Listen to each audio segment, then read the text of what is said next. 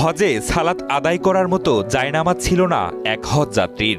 সেই হজযাত্রীকে নিজের উপহার পাওয়া জায়নামাজ দিয়ে সাহায্য করেন মসজিদুল হারামের পরিচ্ছন্নতা কর্মী এক বাংলাদেশি যুবক। বাংলাদেশি এই যুবকের নিঃস্বার্থ পরোপকারের সেই দৃশ্যটি ইতোমধ্যে জয় করেছে লক্ষ মানুষের হৃদয়, কারণ ঘটনার ভিডিওটি সামাজিক যোগাযোগ মাধ্যমে এখন ভাইরাল। শুধু তাই নয়, এই প্রশংসিত কাজের জন্য মক্কার পৌরসভার কাছ থেকে পেয়েছেন পুরস্কারও।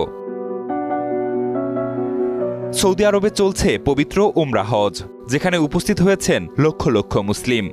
সেই হজ পালনকারী মুসলিমদের মাঝে দেখা মিলল বাংলাদেশি এক যুবকের মহানুভবতার দৃশ্য। বাংলাদেশি সেই যুবক মসজিদুল হারামে পরিচ্ছন্নতা কর্মী হিসেবে কাজ করেন। সোশ্যাল মিডিয়ায় ভাইরাল হওয়া ভিডিওতে দেখা যায় ওই পরিচ্ছন্নতা কর্মী একটি জায়নামাজ উপহার পেয়ে বুকে জড়িয়ে নিয়ে আছেন। এরই মাঝে দেখেন তার পাশ দিয়ে হেঁটে যাচ্ছেন একজন হজযাত্রী, কিন্তু তার কাছে সালাত আদায় করার মতো জায়নামাজ নেই।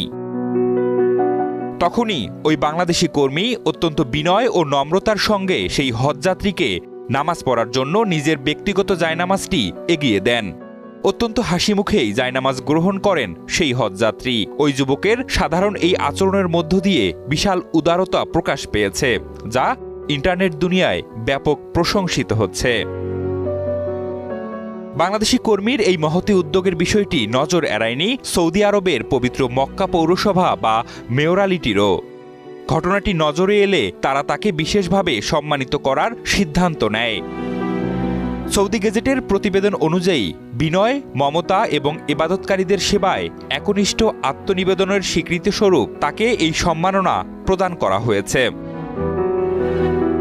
মক্কা পৌরসভা কর্তৃপক্ষ জানিয়েছে, ওই কর্মীর দৃষ্টান্তমূলক আচরণ পবিত্র মক্কা এবং মসজিদুল হারামের প্রকৃত মানবিক মূল্যবোধকেই ফুটিয়ে তুলেছে।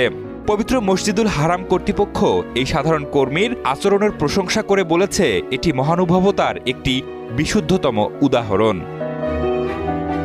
ইবাদতকারীদের প্রতি তার এই নিঃস্বার্থ মমতা এবং মানবিক আচরণ পবিত্র স্থানের পবিত্রতাকে আরও মহিমান্বিত করেছে।